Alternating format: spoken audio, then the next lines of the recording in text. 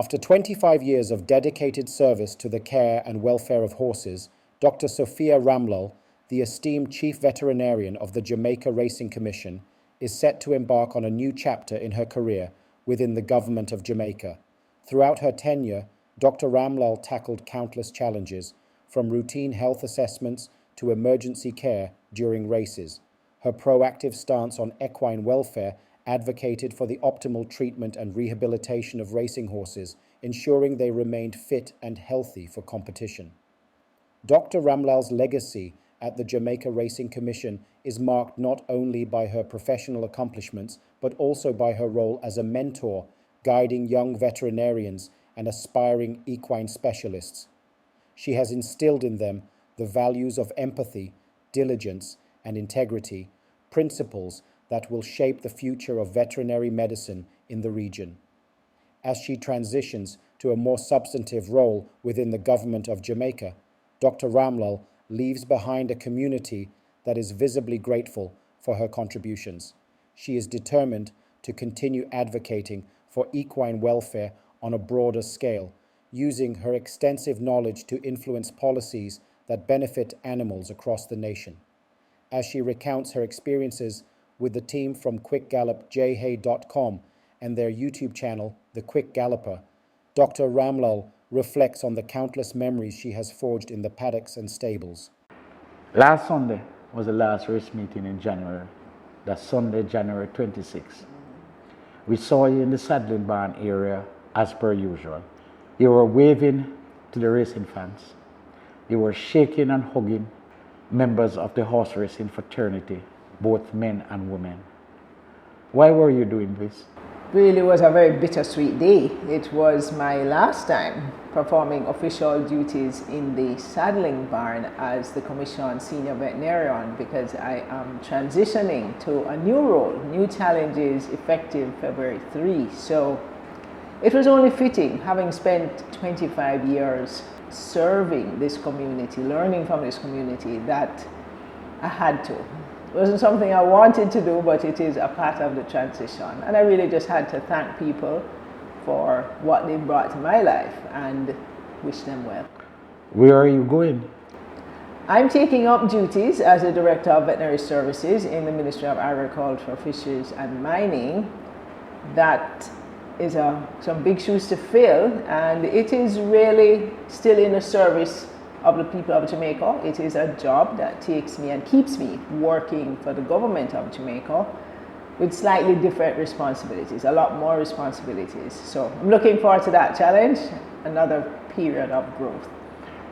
I could never cut contacts with horse racing. That's in my blood, born, bred and raised. I grew up around horses through my father, who was an owner for many, many years. And even before coming to the racetrack, I would have been to farms, knew that I wanted to come and work here. So it certainly does not mean cutting really what has been a lifetime with this product. It does mean fostering the avenues and creating the alliances that we can build on. Things we've been working with the Veterinary Services Division, even in my time here at the Racing Commission. So it's a transition that allows me to be able to work on the projects, to continue to work on the projects that we have started, and really just look for further avenues for collaboration.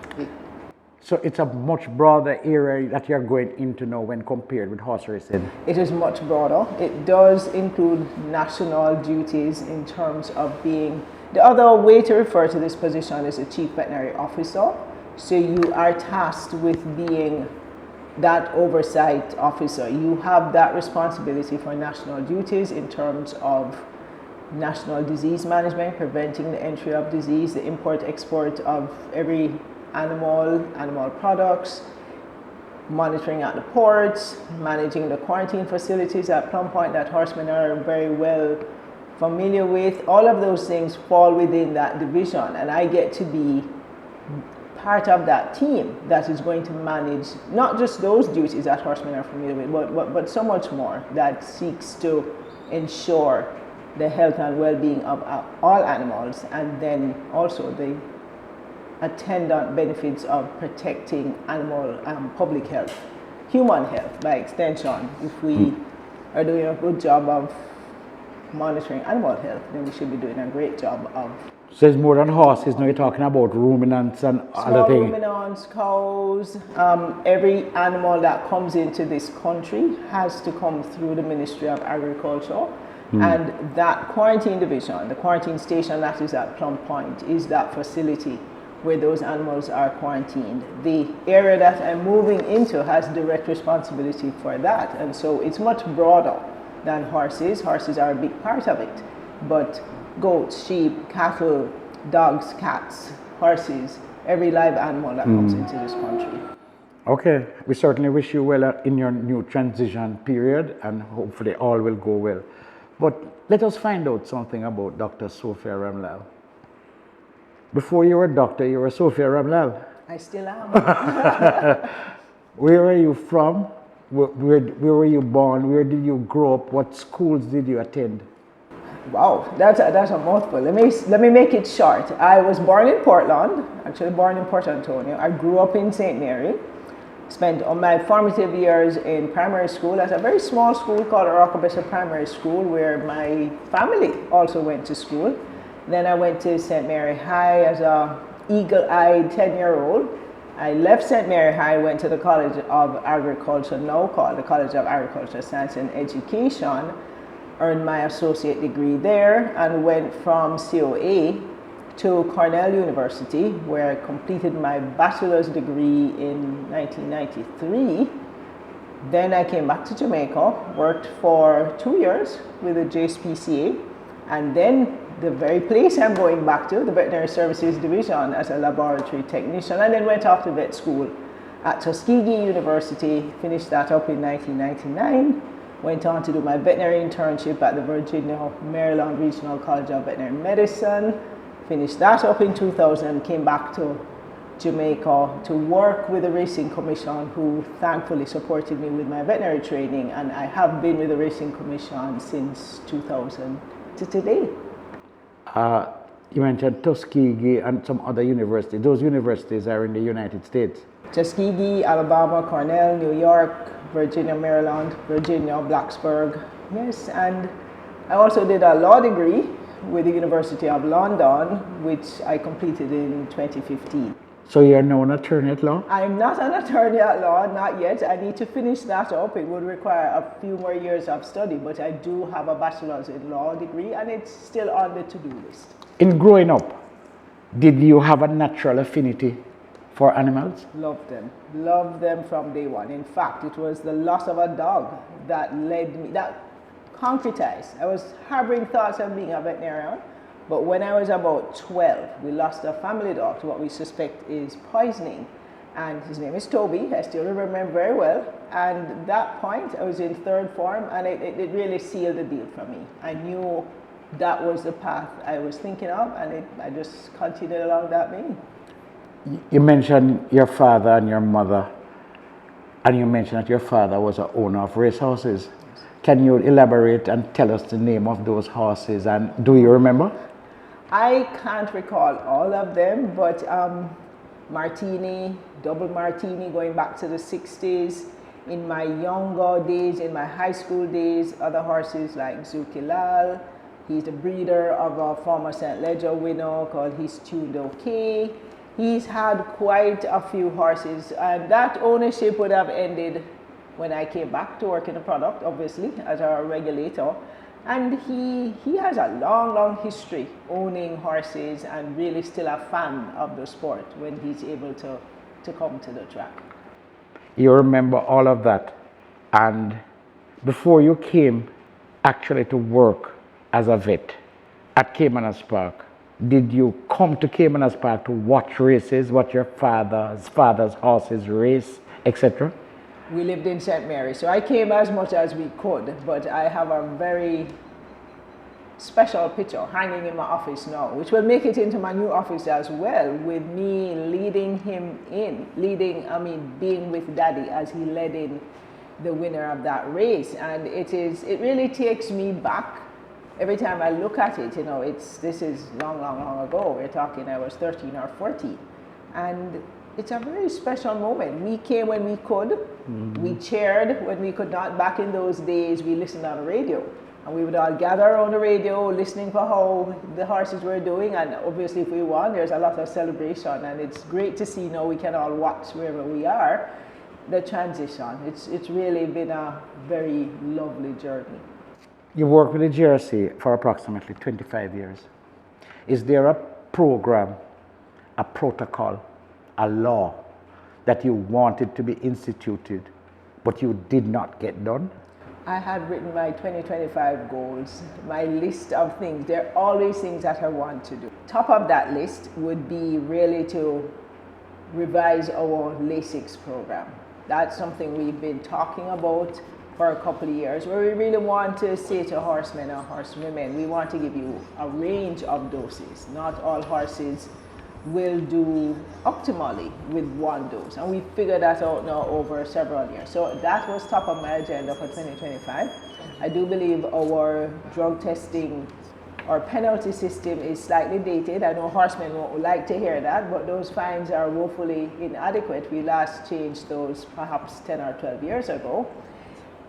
Equine welfare initiatives, anything along that vein is where the core of my focus is. LASIX, like I said, the wanting to change the schedule, so we are very tight with drug testing, seeing more what we call racing investigators in the back stretch of the racetrack, bringing us in line with best practices. Just anything that leads to stronger regulation. Those were my top three for 2025. There are more for medium term, but I will let our remaining team develop and build on those. After 25 years, what is your crowning glory as the senior veterinarian at the Jamaica Racing Commission? That's a very strong question. I am happiest about any initiatives we've made to better the welfare of horses. Now, everything we do as veterinarians is really targeted around that. I'm very happy. I fought some battles in terms of the void claim rule. I was long a fan of saying we can't have people claiming carcasses. We cannot. And I fought my fair share of battles, and I'm very proud, very happy to see that rule. That rule has been in effect for 5 years now, and I think it serves well because it also discourages persons from wanting to enter horses that they know are not optimal, because they know very well that these horses will be coming back to them, will be being put back on the vet list. So I'm very happy about that. I'm very happy about continuing the training initiatives started under Dr. Bartlett. When I came, I was able to be a part of the trainer's course, and I'm really quite happy about the commission asked me after Dr. Bartlett left to lead really what was the largest cohort of trainees in the history of the commission and perhaps the Caribbean. I'm very happy with how that went. Very happy to see the young men and the young women coming out and doing really well and holding their own, having been a part of that process that gave them the opportunity. I'm really, really happy, and these were growing experiences for me, to see how we were able to successfully take Miracle Man overseas. I was a part of that venture, and still, have him. We had hiccups the first time we tried. We all went back to the table. As a young veterinarian, I learned lots of lessons, and we went back the next year and we got it right. And he won, and we still have not been able to do that, and that has been 19 years now. So I'm really happy about that. Our Supreme Soul adventure, which was also a growing lesson, he did not win, but he won in terms of us getting him back here to Jamaica safely, and he's now happily retired and still serving the product. I'm also very happy about jockeys training, being able to impart my knowledge, being able to benefit the stakeholders and learn from them. Our most recent initiative, Believing on a High, is really to help the grooms as well. The safety initiative to get them better visibility and better protections as they're walking horses to the sea. So I'm happiest where any work that we've done has led to improving the lives of horses, their stakeholders, just the community of racing. Do you have children? I have a daughter, yes. And I'm told in the grapevine that she's at vet school. Why did you push your daughter? Oh, I wish I could say push, but I raised my daughter to be an independent thinker, and it was her choice. We're very proud of her choice because veterinary medicine is something I hold. Are you sure about that? Because very father is a vet, veterinarian, and mother is a veterinarian. You had no influence whatsoever. no influence. Our job was to guide her academically. She is a brilliant girl. She's worked very hard. She made her own choices, and she is in veterinary school and has an interest in equine medicine, and we hope to culture that interest, I hope, but it really will be her choice. Have to thank you and your team for encouraging her in the product with her photography skills, and she really is quite rounded in the equine world. Are you sad that you're leaving? Today is my last day, and it has been a very emotional day. I'm not one to cry, and I've put on my strong girl shoes and my strong girl clothes, and I've said I'm not going to cry, but it is a very, very emotional day and time for me, because this literally has been my growing up, my second home. I tell people that Caymanos Park is my second home. We spend so much time here. We spend Saturdays, some Sundays, holidays. Veterinarians are always on call.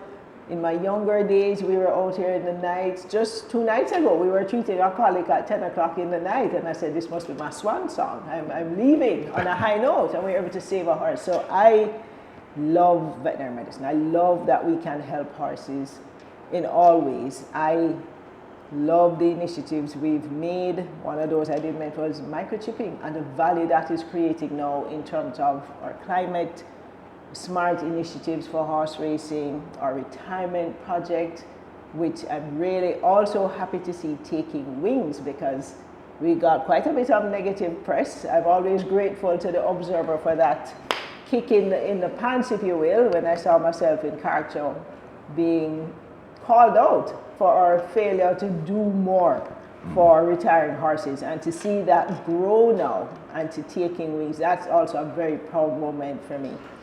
I'm going to miss this place. Let me put it simply. I am going to miss seeing the horses, coming here early in the morning, watching the exercise, examining, touching. I tell everybody I have the best office in the world. I can come outside, walk 100 feet down the way, and get to go and pat a horse's head. It doesn't get better than that. Okay.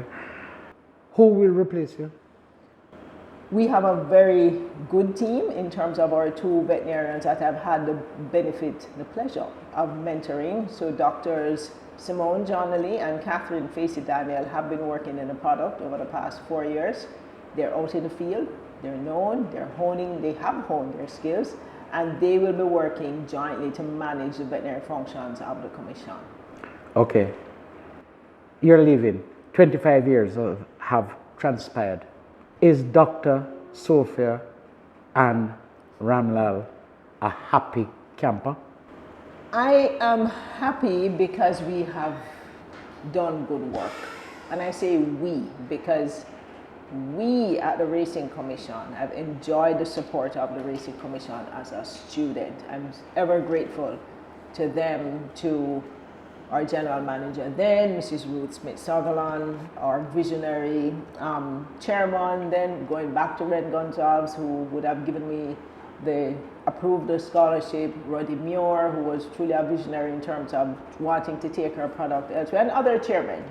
You know, I'm happy because those investments in me, those investments in the product, in, you know, taking our product to best practices. We were microchipping horses 11 years in advance of the USA. That's a fact many people don't know, right? Okay. The USA recently approved the microchipping of thoroughbreds in 2017. We started doing it in 2005 or 2006. So I am happy that we have, myself, the team, the veterinary team, the veterinarians we've had over the years have had our recommendations heard, implemented, because it's redounded to the benefit of our product and our horses, and there's ongoing benefits. Again, you mentioned that your father owned horses. Let us take those horses aside.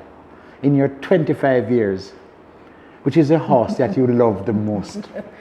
I knew I was going to get that question. I have, and everybody knows this, that I have a soft spot for Supreme Soul, and everybody knows why, because it is those tough lessons learned through him and his very unique experience, his delayed quarantine, the science behind it, the special negotiations. They were really character building and really also helped to hold my skills.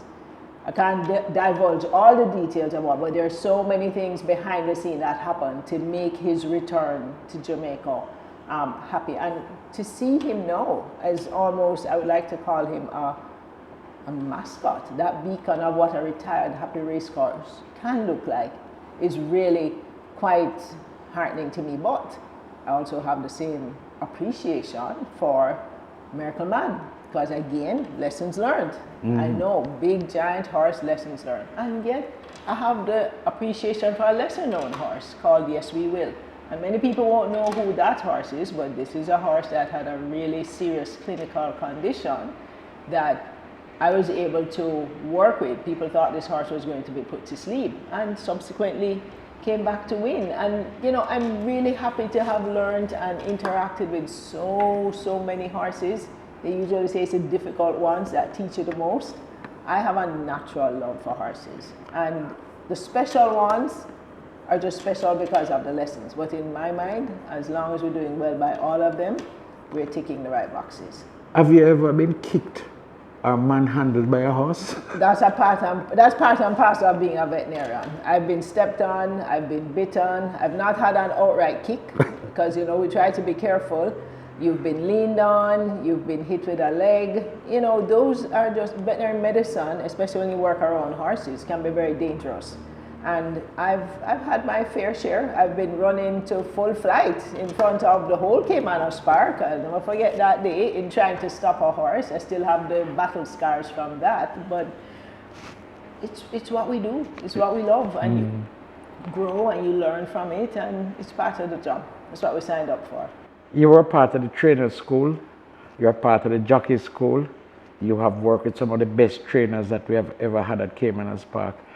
Just like the question I asked about your favorite horse, who is your favorite trainer, who gave you the least trouble, and what about jockeys? I'm going to, as a smart woman, and I think I am, I'm going to walk very far from that. I'd say I've learned lessons from so many trainers in so many ways. I'll never forget Wayne DaCosta. The very first day I came to work here, it was August 1, 2000. Saw me in the parking lot, and he said, "Doc, 90% of the time the trainers are right. They're always right, 90% of the time." And I had a good laugh, and we've had so many conversations since then where we've had to lock horns, but always in a respectful manner. Always value the interactions with trainers, all the known names: Kiddy Mattis, Philip Vianney, Gary Sobrati. You know, they were, as a young veterinarian, Harry Jagai, when I just came here, those people who didn't know who I was, but you know, they had enough patience and confidence to allow me space and the privilege of working with their horses. Baba Nunes in recent time, and like I said, I wasn't going to call names because there's so many people who, just by the interactions with them and the lessons they've taught me, whether directly or through their horses. The younger ones, the school we've just completed, so many talented young men, young women, young women in that group. So the list is very long. The ones in my formative years stand out because really, if you don't have the confidence of trainers, it is very difficult to establish and to get the respect of other persons in the industry. And the fact that they took a chance and allowed me in, allowed me to develop my skills, I will always be grateful for them. What is your last word, your finale to the thoroughbred horse racing scene in Jamaica now that you're leaving us? Do right by the horses. That will always be my mantra. As long as we're doing right by the horses, we're doing right by the sport, we're doing right by their owners, we're doing right by their stakeholders, we're doing right by the public. We have to keep in mind that racing is not what racing was 50 years ago. The public is more and more finding other avenues to put their wagering dollar into. Racing does not enjoy the prime of place it did as a sport and as an opportunity to win at gaming. So if we don't do right by the horses, and that is usually where the crux of the complaints are, people think that we're not doing right by our horses. If we don't do right by our horses, we're going to keep losing. We're going to not be able to attract young talent. We're not going to be able to diversify our offerings. So my wish, my work, my continuing goal is that we keep doing right by our horses. And if we keep doing right by our horses, keep doing right by our stakeholders, being fair, being firm, being transparent, then, you know, we can continue to grow, maybe not as phenomenally as we did 50 years ago, but we can continue to have a seat at the table. My final words, I love this place, and I will come back as often as you will all have me. Dr. Ramlal, it has been an intense pleasure sitting down here with you and speaking with you about your career in horse racing. I think everybody at Caymanas Park knows you.